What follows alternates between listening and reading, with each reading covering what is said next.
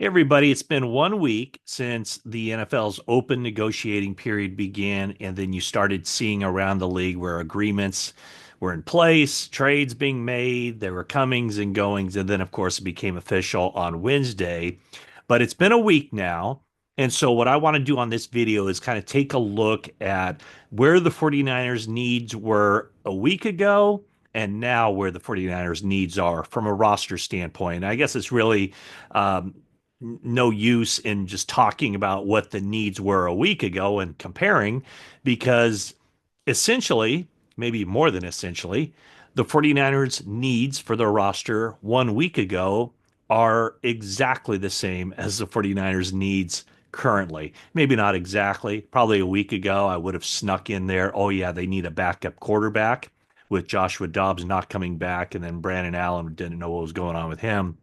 So the 49ers did cover that one, signing Mac Jones to a 2-year deal. But what I want to talk about is the 49ers needs as they stand right now. And I think that a week ago, if you'd asked me what the 49ers needs are, what's their biggest need, I'd say defensive line. And that goes for defensive tackle and also defensive end. Other needs, offensive line, cornerback, linebacker, safety, wide receiver. And so we'll touch on all those. But what I want to first start off with is a look at the defensive line. And I think the 49ers in the past had done a good job of building their defensive line and building depth on the defensive line. Maybe last year, not so much, or just maybe the guys they brought in didn't perform up to where they wanted them to be. And also the injuries. Certainly losing Javon Hargrave very early in the season was a big blow to the team. And so a team typically likes to go into training camp with, say, 11, 12 NFL players. And what I mean by that are guys that you can definitely see being on a 53-man roster. It might not be with that team. I think ideally the 49ers would like to be able to be in a situation where, they keep, let's say, 10 defensive linemen on their 53-man. Two might get picked up by another team to start the regular season, or they can carry over two guys onto their practice squad. So right now, as I see it, and when I'm talking about NFL players, guys where you don't really have to squint too hard to see them playing and being part of a defensive line rotation.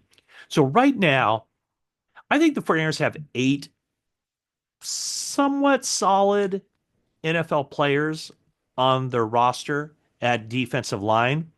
And so the eight that I would put in that category: Nick Bosa, Jordan Elliott, Kevin Givens, Yetur Gross-Matos. And the reason I like Yetur Gross-Matos as it pertains to a defensive line depth chart is the versatility.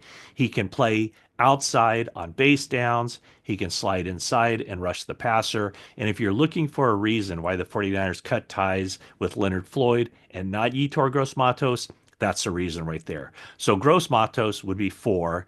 Kalia Davis, Sam Okwanu, Robert Beal, and Evan Anderson. So those are the eight guys, with Beal, probably a little bit, on the fringe, but those are eight guys that I could definitely see the 49ers having on their roster to start the season. So that means, well, and I'll throw in a couple other guys. Found money. That's is what I would refer to these guys. Found money would be Drake Jackson. There doesn't seem to be any guarantee that health wise he'll be able to play or play at a high level. If he does, that's great, but I don't think the 49ers can count on that. Also, guys who have NFL experience, who spent time on the practice squad last year: Alex Barrett, Jonathan Garvin, and Taron Jackson. So those are guys that remain on their roster, and so I'd consider them found money. If they make big jumps, if they prove themselves, then the 49ers keep them and have them compete for jobs. So I still think, and those guys that I talked about, that's combination of defensive ends and defensive tackles. I still think that in free agency, the second wave, maybe something happens this week.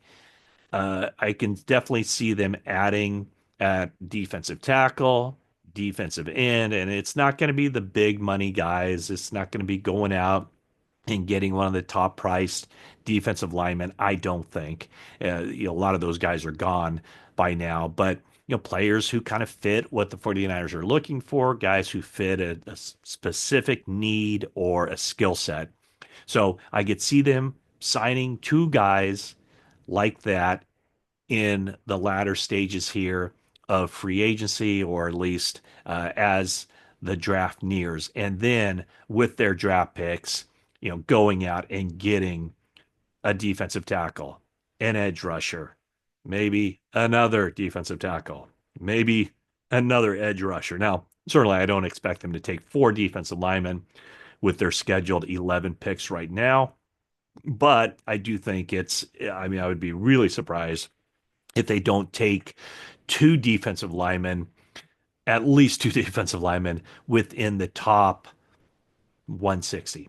And the reason I say 160 is because they have 8 picks in the top 160 of this draft. They have a first round pick, a second round pick, 2 picks in the third round, 2 picks in the fourth round, and then 2 picks in the fifth round. That last one coming when they moved up 27 spots as part of that trade where they deal Jordan Mason to the Vikings and they get a sixth rounder in the 2026 draft, and they moved up the 27 spots from 187 of the sixth round to 160 of the fifth round. That's the 24th pick in the fifth round. So that's how I see the 49ers needs shaking down on the defensive line. To me, that is number one, the top need for the 49ers a weekend of free agency, because they lost 3 guys. They haven't added anybody as of yet. The 3 guys, Hargrave, Floyd, and Malik Collins. Okay, the next spot would be offensive line. And I think that there's a number of different ways they can go with this. And I would say, once again, it's a situation where they can use 2 picks, again, kind of at least, on offensive line. Center, interior offensive line, definitely one spot. Uh, Offensive tackle, I don't know that anybody at 11, assuming Armand Mimbu is gone, who I think he will be when the Flyers pick at 11. I don't know that they would use that on Calvin Banks. I don't know that they would roll the dice health wise on Josh Simmons, although I'm really curious to see what happens at Josh Simmons' pro day. He's coming off the patellar. That's a big deal, a very big deal. And he did say that he felt like he would be ready to cut it loose and do everything he needed to do at his pro day at Ohio State. I think he said that that would be in April sometime. So check the date on that when Ohio State's pro day is. But that's something to keep an eye on. There are guys that, certainly the second tier, I guess, offensive tackles available in the draft. The guy from UConn, Chase Lund, I think, is a guy that several people have told me about. 6'8", moves very well, looks like a good fit for the 49ers scheme. There's also, like I said, offensive linemen, centers. Um, there are a few of them who should be available for the 49ers, maybe fourth round. One guy to keep an eye on, and I'm not sure it's that big of an upgrade for us decided to go this way. I don't think, as of when I'm recording this, I don't think the Vikings have officially released Garrett Bradbury. The report was that they would, but they would first obviously try to trade him. So keep an eye on that one. Again, I'm not sure that, looking at the PFF numbers, that that's considered a huge upgrade over Jake Brendel, but obviously 49ers have to be in the market to upgrade their offensive line, and it's really at all positions. They will have an opening at left guard. Is that going to, with Aaron Banks signing the big money deal with the Packers? So that opening at left guard, is that going to be Ben Barch, Nick Sakel? When you look at center, is Matt Hennessy going to have an opportunity to compete with Jake Brendel? And then the offensive tackle positions, do they draft somebody? And if they draft somebody, is it more for the future to try to develop an offensive tackle. What do they do with Spencer Burford? Are they going to move him back inside or have him as a swing tackle? So there's a lot there that they have to sort out. Okay, so I talked about the offensive line, the defensive line before that. Next spot, I guess, would be cornerback. Now, these next few positions are positions the 49ers have at least gone out and gotten somebody in free agency. Cornerback, they're down Charvarius Ward. So pencil in the starters, maybe pin in the starters, Diamador Lenore and Renardo Green. They still need some play out of the cornerback position. The 49ers went out in free agency and signed Trey Brown. He was formerly of the Seattle Seahawks. Um, let's not underestimate some of these guys I'm going to be talking about now, just the starting experience. And again, you can look at the numbers and say, well, boy, they aren't very good or they weren't very productive at their former stops. But um, to have that experience is something that I know a lot of NFL teams lean on heavily. And so with Trey Brown, the last two seasons with Seattle, he appeared in 28 games with 10 starts.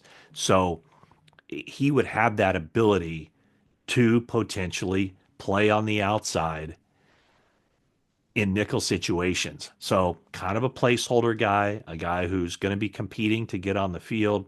To me, that's a spot the 49ers would look at in the draft. Would that come at 11? I know a lot of people have mocked the 49ers getting Will Johnson from Michigan. I'm not quite sure that that would be the play, but there are opportunities to get nickel backs, guys who play the slot later in the draft, third, fourth round. You can get a really good nickel back there. Um, and that way you could keep Diamador Lenore and Renardo Green on the outside. But cornerback is definitely a spot where they need more depth. Then there's linebacker. They're down Dre Greenlaw and they're down Demetrius Flanagan Fowles. He signs elsewhere. And the 49ers did add Luke Gifford, 16 games last year with Tennessee, four starts, seen more as a special teams guy rather than a starting caliber linebacker. Maybe the 49ers look to bring along D Winters, Tatum Bethune. That's a possibility. But I think the 49ers will be on the lookout to add another linebacker, a veteran guy, as well as looking at the draft. And I am going to have my next mock draft coming out on Wednesday. I've already sent in my pick to my desk. So the person I have in mind has flexibility to play off the ball linebacker as well as rush the passer. So at number 11, I think that that could be a really good play for the 49ers. Basically, two for the price of one. Not exactly um, uh, Travis Hunter material. Not quite two for the price of one like that. A guy who can play wide receiver and cornerback, but still somebody who can be versatile on defense. Another position to look at is safety. I know Juan Thornhill came in to the building last week, so the 49ers appear to be still involved looking for safeties. Talanoa Hufanga is gone. They bring back Jair Brown and Malik Mustafa, but the 49ers also added a couple of safeties in the first week of free agency. Jason Pinnock, 32 games, 32 starts for the Giants the past two seasons. And then Richie Grant from Atlanta, 33 starts the past 3 years for the Falcons, but only one last year. Richie Grant to me seems to be pretty much a backup special teams guy, whereas Pinnock probably comes to the 49ers expecting to start, at least expecting an opportunity to compete for a starting job. And if not, then he would be a backup safety, also a special teamer. So I don't think the 49ers are necessarily done in that spot either. And then the other position would be wide receiver. They're down Deebo Samuel. Heck, they might be down Brandon Ayuk. More than likely would be down Brandon Ayuk to start the regular season. They went out and got Demarcus Robinson, a free agent from the Rams. But guess what? They might be down Demarcus Robinson to start the season too, because he is subject to a potential 3-game suspension due to, again, potential violation of the NFL's policy toward substances of abuse. I know that's a mouthful, but he had a DUI arrest in November.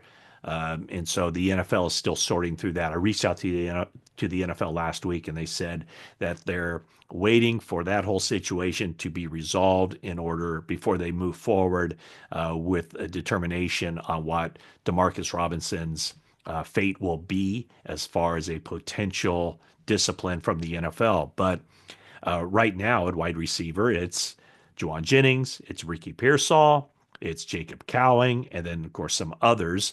But 49ers could be looking to add another veteran guy, and then of course in the draft they could be looking for that as well. And then I guess the last one would be just because I mentioned earlier the trade of Jordan Mason. 49ers right now, I would say, they do have two running backs that they have to feel good about as far as what Christian McCaffrey brings to the table, health wise. At this stage in his career, coming off of the injury season of last year, there's got to be cautious optimism for him and his physical ability. Isaac Grindo, they drafted him, traded up to draft him last year. He showed them no reasons why he can't be the backup this year, then potentially maybe be a starter. Patrick Taylor is a guy who was a special teamer for the 49ers. And then when he got his opportunity, he played a little bit more of a thumper of a running back. But because this draft is so strong at running backs, 49ers could just look to get a player there, both in the draft as well as the potential of adding an undrafted rookie. They've had success there in the past. Uh, think about 49ers have had, I believe, seven different leading rushers over the past 8 years. And just off the top of my head, I think three of those guys have been undrafted. A guy like very clearly, um, they had uh, Jeff Wilson, Matt Breida, and who's the other one? Jeff Wilson, Matt Breida,